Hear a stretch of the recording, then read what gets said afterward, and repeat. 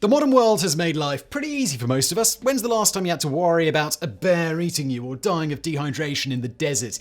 It still happens, sure, but not to most of us. But what if it did happen? Would you know how to survive if something unexpected happens? The internet's full of survival tips to help you if you ever find yourself stranded in the middle of nowhere, but it turns out those tips aren't always so reliable. Number 10. Never drink your own urine. Infamous survival expert Bear Grylls recommends that people who may be dying of dehydration in the wild can drink their own urine to stay alive. This is flat out terrible advice, and the man just keeps on doing it. So, to state the obvious, this is not a good idea. Drinking urine can actually dehydrate you faster. It's pretty similar to drinking seawater. It's waste from your body, and it's full of things like sodium that your body was trying to get rid of. Putting it back inside you won't help you. It will dehydrate you faster, lower your blood pressure, and potentially accelerate you, losing strength and dying. Grylls assures you that urine is sterile, and that's a very common error. It's not true. How could it be? Why would one single part of your body be sterile when the rest of you is swimming in bacteria all the time? In fact, urine can hold numerous different kinds of bacteria, not to mention your urethra and the rest of your non-sterile anatomy that make contact with it. You could distill water from your urine and drink that, but it takes time. Still, it's far less dangerous than what Grylls recommends. Have people survived after drinking their own urine? Of course, but they survived more despite what they did, not because of it. Number 9. Don't swim parallel to the shore in a rip current.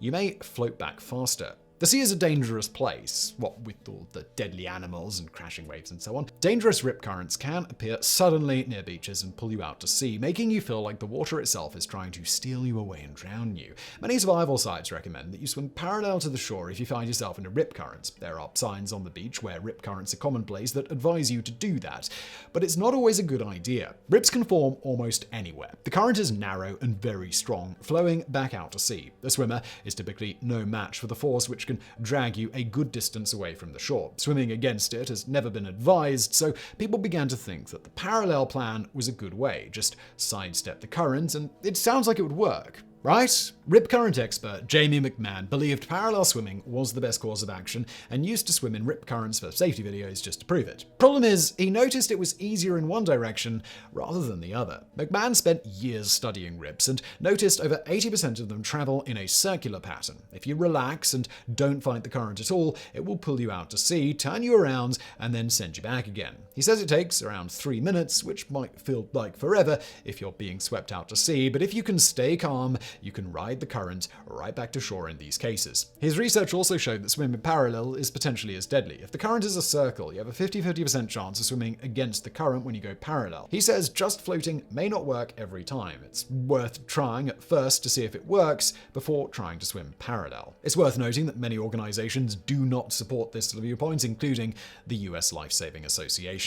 Number 8. Don't try to outrun a brown bear or play dead with a black bear. About 40 people are attacked by bears in any given year, so it's not a big danger relative to most problems we face. More people are killed by lightning every year in the US alone. But a bear attack sounds dramatic, so when one does happen, it's big news, and survival experts can get a lot of clicks by telling you how to survive a bear attack. Most people are probably well aware of what to do in the case of a bear attack, despite how rare such things are. Popular thinking states that you either need to run from a bear or play dead. Bear Grylls is again to blame for that first point, having recommended it on an episode of his show. Playing dead is a recommended plan when encountering bears, but not all bears, and it can make things much worse if you do it wrong. Playing dead is a plan of action when you encounter a grizzly bear. A grizzly bear is territorial, aggressive, and a powerful enemy. When it attacks, it's almost always going to eliminate you as a threat. You are a danger to it and potentially its offspring. It wants you to die, so by playing dead, you're giving it what it wants. Is it going to just walk away?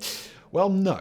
Things are going to get ugly. You'll probably be stomped, clawed, and roughed up badly, but it is likely to end much faster if you play dead, and the bear may be satisfied you're no longer a threat. Black bears are usually afraid of humans already, so if one is attacking you, it's not defensive, it's probably predatory. That means it wants to eat you, so if you play dead, you're just making it easier. Is the solution to run away? No, never. Running from a bear is almost guaranteed to end with you dead or badly injured. Running is a prey response, so you're confirming to any bear that you're worth hunting. This gets worse when you consider that you cannot outrun a bear. As big as they are much faster than humans. A black bear can sustain speeds of 35 miles per hour. Usain Bolt, the fastest man in the world, reached 27 miles per hour.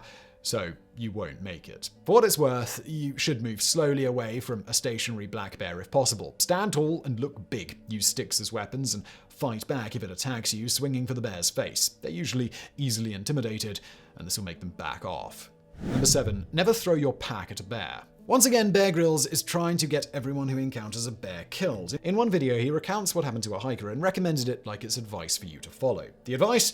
Throw your pack at the bear to distract it. This is another terrible idea. In this scenario, the idea is that a pack full of food will give the bear what it wants and let you get away. For some reason, he recommends not running away in this video, despite his earlier advice to the contrary. But the problem with throwing your pack at a bear is twofold. To start with, giving a bear a bag of food is called feeding the bears. This is what every national park tells you to never do. Because if bears think humans are food sources, bears will continue to approach humans. This is encouraging bears to come after people. The second issue is that a backpack just might save your life. If a bear does run after you and you opt to play dead, you're going to want to protect your vitals. That means curling up, head covered, and back exposed. The backpack is your own personal turtle shell. It may not offer a lot of protection depending on what's in it, but it's better than nothing.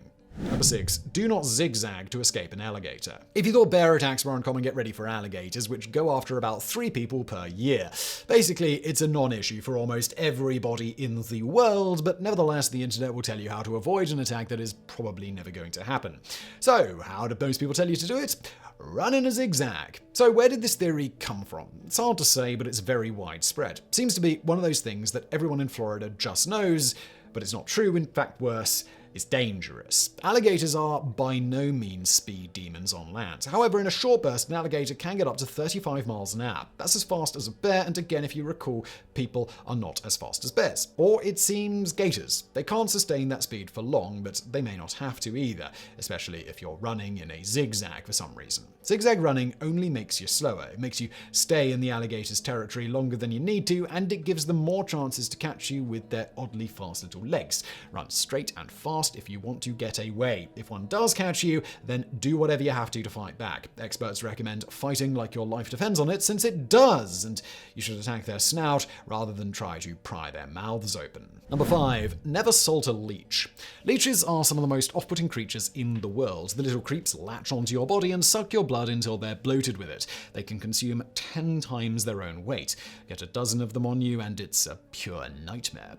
In some very rare cases, leeches have gotten inside of human bodies and cause death, which is even more terrifying. There's a popular method of leech removal that requires you to put salt on them. Salt actually creates pressure inside the body of the leech that pulls moisture out and kills them. Sounds like an effective and easy way to pull them off, especially if you're worried about their little suckers causing your skin more damage. But you're going to want to think twice about that. As you can imagine, if salt creates osmotic pressure to the point that a leech will die from it, the leech isn't going to respond well to being salted. In fact, you may just cause it to vomit back into your open wounds. If you're worried about it sucking your blood before, worry about it vomiting blood and guts into your wound more. Number 4. Don't hide in a doorway during an earthquake. Depending on where you live in the world, you may be more familiar with earthquake preparedness than others. One piece of advice you might have heard over the years is to try to weather a quake by taking cover in a doorway. The thinking here is that a doorway is a stronger, more reinforced part of a building, and since there were times when people would see houses devastated by quakes in the past with door frames standing when nothing else was, it seemed like a reasonable conclusion. But it wasn't. A couple of things are wrong with this scenario. One is that in many of the homes that left nothing but doorframe standings, the whole house lacked any kind of reinforcement. Those cheap homes were fragile, so the wooden frames were stronger, but by no means strong. Houses are made differently now in most places, so this is less of an issue. A doorframe is not by nature reinforced in any way. There's nothing in there that is earthquake-proof. Worse, doors are usually exposed. That means you're opening yourself up to being hit by flying or falling debris, and that's the cause of most injuries during an earthquake. Your best bet in an earthquake is to hide under a strong table or in a pinch, keep low against an interior wall, and protect yourself as best you can. Number 3. Don't try to drink cactus water.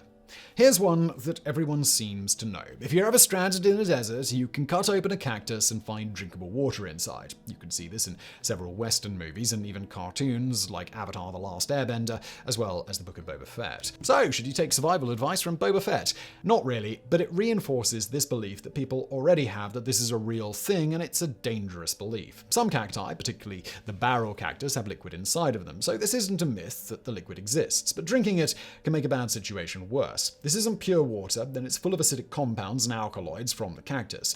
Drinking it is known to cause severe stomach pain, diarrhea, and even bone and joint pain. It's possible that drinking a little could extend your life, but too much could actually shorten it by making your dehydration worse. In the end, it's a bad idea to drink it at all. Number 2. Do not hide under an underpass in a tornado. Few things in nature are more terrifying than a tornado. When people talk about nature's wrath, that's what they mean. And by and large, we have little defense against them. But if one does come by, you need to do something to try and survive.